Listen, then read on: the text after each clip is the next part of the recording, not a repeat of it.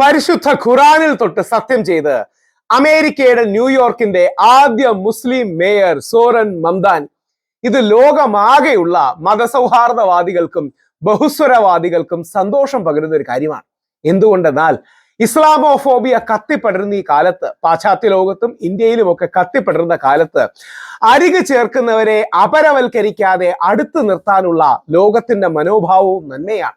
Similarly ലോകത്ത് ഏത് ഭാഗത്ത് ക്രിസ്ത്യാനികൾ വേട്ടയാടപ്പെടുമ്പോഴും, ഹിന്ദുക്കൾ വേട്ടയാടപ്പെടുമ്പോഴും, മുസ്ലിങ്ങൾ വേട്ടയാടപ്പെടുമ്പോഴും, ബുദ്ധർ വേട്ടയാടപ്പെടുമ്പോഴും, ഇനി ബാക്കി ഏത് വിഭാഗങ്ങൾ വേട്ടയാടപ്പെടുമ്പോൾ അവരെ ചേർത്ത് നിർത്തുന്നതാണ് ലോകത്തിന്റെ ധർമ്മം. അതിൽ അമേരിക്ക വിജയിച്ചിട്ടുണ്ട്. ന്യൂയോർക്ക് എന്ന് പറഞ്ഞാൽ ഇസ്രായേൽ കഴിഞ്ഞാൽ ലോകത്ത് ഏറ്റവും കൂടുതൽ ജൂത സമൂഹമുള്ള സ്ഥലമാണ് ന്യൂയോർക്ക്. ആ ന്യൂയോർക്കിൽ 30 മുതൽ 40% ജൂതന്മാരുടെ വോട്ട്, ഹിന്ദുക്കളുടെ വോട്ട്, ക്രിസ്ത്യാനികളുടെ വോട്ട്, ബാക്കിയുള്ളവരുടെ വോട്ട് നേടി താരമായ മംദാനി തന്നെയാണ് താരം. മംദാനി തന്നെയാണ് തരംഗം, യാതൊരു സംശയവുമില്ല. യഥാർത്ഥത്തിൽ അത് ബഹുസ്വരതയുടെ വിജയമാണ്, മതസൗഹാർദ്ദത്തിന്റെ വിജയമാണ്. അതായത് മുസ്ലിം സമൂഹം തിങ്ങിപ്പാർക്കുന്ന പ്രദേശങ്ങളിൽ അവർ തങ്ങളുടെ ക്രിസ്ത്യൻ ഹിന്ദു സഹോദരങ്ങളെ ചേർത്ത് നിർത്തുക, ക്രിസ്ത്യൻ സഹോദരങ്ങൾ തിങ്ങിപ്പാർക്കുന്ന കൂടുതലായുള്ള സ്ഥലങ്ങളിൽ അവിടുത്തെ ഹിന്ദു മുസ്ലിം ജനവിഭാഗത്തെ ചേർത്ത് നിർത്തുക, ഹിന്ദു സമൂഹം കൂടുതൽ നിൽക്കുന്ന സ്ഥലങ്ങളിൽ ക്രിസ്ത്യൻ മുസ്ലിം സഹോദരങ്ങളെ ചേർത്ത് നിർത്തുക. അല്ലെങ്കിൽ ഇതെല്ലാം ഏത് മതവിഭാഗമാണെങ്കിലും മതേതരത്വമല്ല, മതസൗഹാർദ്ദത്തിന്റെ ബഹുസ്വരതയുടെ വിജയമാണ്. ആ അവസരത്തിൽ കൗതുകമുള്ള 1-2 കാര്യങ്ങളും കൂടെ നിങ്ങളോട് സൂചിപ്പിക്കാം. ഈ ഹോളി ഖുറാനിൽ, പരിശുദ്ധ ഖുറാനിൽ കൈവച്ചുകൊണ്ടാണ് മംദാനി അവിടെ സത്യപ്രതിജ്ഞ ചെയ്തത്. അത് വളരെ ആശാവഹവുമാണ്. ഇത് ക്രിസ്ത്യാനികളോട്, പ്രത്യേകിച്ച് ക്രിസംഖ്യകളോടും കാസക്കാരോടും ഉള്ളൊരു പരാമർശം കൂടെയാണ്. പരിശുദ്ധ ബൈബിളിൽ, അതായത് ഏറ്റവും പരിശുദ്ധമായ ബൈബിളും പരിശുദ്ധ ഖുറാനും പരിശുദ്ധ ഗീതയും അടക്കം ലോകത്തെ എല്ലാ വിശുദ്ധ പുസ്തകങ്ങളുമുണ്ട്. പരിശുദ്ധ ബൈബിളിൽ പുതിയ നിയമത്തിൽ മദർ മേരിയുടെ പരാമർശങ്ങൾ 18 മുതൽ 20 തവണ വരെയാണ്. എന്നാൽ പരിശുദ്ധ ഖുറാനിൽ 34-35 തവണയാണ് മദർ മേരിയെ കുറിച്ച് പരാമർശിച്ചിരിക്കുന്നത്.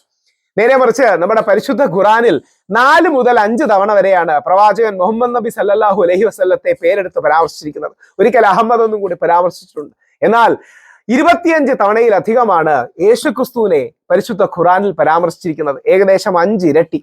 മാത്രമല്ല, പല ഖുറാൻ പണ്ഡിതരുടെ അഭിപ്രായം ഖുറാനിൽ ഏറ്റവും കൂടുതൽ പരാമർശിക്കപ്പെടുന്ന പ്രവാചകൻ മോസസും യേശുക്രിസ്തുവുമാണ്. ഡിറക്റ്റും ഇൻഡിറക്റ്റുമായിട്ടുള്ള എല്ലാ റെഫറൻസുകളും എടുത്തു നോക്കിയാൽ ഏറ്റവും കൂടുതൽ പരാമർശം യേശുക്രിസ്തുവിന് ആണ് പരിശുദ്ധ ഖുറാനിലുള്ളതെന്നാണ് എന്റെ ചരിത്രം സൂചിപ്പിക്കുന്നത്. ഖുറാനിൽ മദർ മേരിയെ കുറിച്ച്, ഒരു സ്ത്രീയെ പേരെടുത്ത് പരാമർശിക്കുന്ന ഏക ഭാഗം മദർ മേരിയെ കുറിച്ചാണ്. മദർ മേരിയെ കുറിച്ച്, മറിയത്തെ കുറിച്ച് ഒരു ചാപ്റ്റർ തന്നെ ഖുറാനിലുണ്ട്. അത് പറയുന്നതിന്റെ ഉദ്ദേശം എന്താ അറിയോ? ഖുറാൻ ആണെങ്കിലും ബൈബിൾ ആണെങ്കിലും ഗീതയാണെങ്കിലും ഇതിനൊക്കെ ഒരുപാട് ഷെയർഡ് ഹിസ്റ്ററി ഉണ്ട്, വാല്യൂസ് ഉണ്ട്, മൂല്യങ്ങളുണ്ട്. ആ മൂല്യ സംവിധാനങ്ങളാണ് നമ്മൾ പരിശുദ്ധ ബൈബിളിൽ നിന്നും, പരിശുദ്ധ ഖുറാനിൽ നിന്നും, ഭഗവത്ഗീതയിൽ നിന്നും, മഹാത്മാഗാന്ധിയിൽ നിന്നും ഒക്കെ പഠിക്കാനുള്ളത്. അങ്ങനെ മംദാനിയുടെ വിജയം ലോകത്തിന്റെ മതസൗഹാർദ്ദത്തിന്റെ വിജയം കൂടിയാണ്. മംദാനി ഇംപ്രസ് ചെയ്യുന്നുണ്ട്. മംദാനിയെ പോലൊരാൾ അവിടെ കുതിച്ചുയരണം എന്നുള്ളതാണ്. ഒന്നുകൂടെ ആർക്കണം, മംദാനിക്ക് ഇന്ത്യൻ റൂട്ട്സും ഉണ്ട്. ഒരു ഹിന്ദു മുസ്ലിം കപ്പിളിന്റെ മകനാണ് മംദാനി. അവിടുത്തെ അമ്പലങ്ങളിലടക്കം വളരെ സന്തോഷത്തോടെ പോകുന്ന വ്യക്തിയാണ്, പള്ളികളിൽ പോകുന്ന വ്യക്തിയാണ്, ജൂത സമൂഹത്തോട് ആക്റ്റീവ് ബന്ധമുണ്ട്. എന്നാൽ തെറ്റ് കാണുമ്പോൾ, ഏതെങ്കിലും പാലസ്തീനിലെ ജനതയ്ക്കെതിരെ അതിക്രമം ചെയ്യുമ്പോൾ അതും അതിശക്തമായി പ്രതിരോധിക്കുന്ന വ്യക്തിയാണ്. ഈ ബാലൻസ് ആണ് മംദാനിയുടെ പ്രത്യേകത. മംദാനി ന്യൂയോർക്കിന്റെ മേയർ ആയപ്പോൾ ആദ്യം പരാമർശിച്ച കാര്യങ്ങളിൽ ഒന്ന് നമ്മുടെ ഇന്ത്യയുടെ ചരിത്രത്തിലെ നമ്മുടെ ആദ്യ പ്രധാനമന്ത്രി ശ്രീ നെഹ്റുവിന്റെ ട്രിസ്റ്റ് വിത്ത് ഡെസ്റ്റിനി എന്ന ലോകപ്രസിദ്ധമായ പ്രഭാഷണത്തെ കുറിച്ച് കൂടിയാണ്. സോഷ്യൽ ഡെമോക്രാറ്റ് ആണ്, പോസിറ്റീവാണ്, ഈ ബഹുസ്വരവാദിയാണ് ലോകത്തിന് വേണ്ടത്.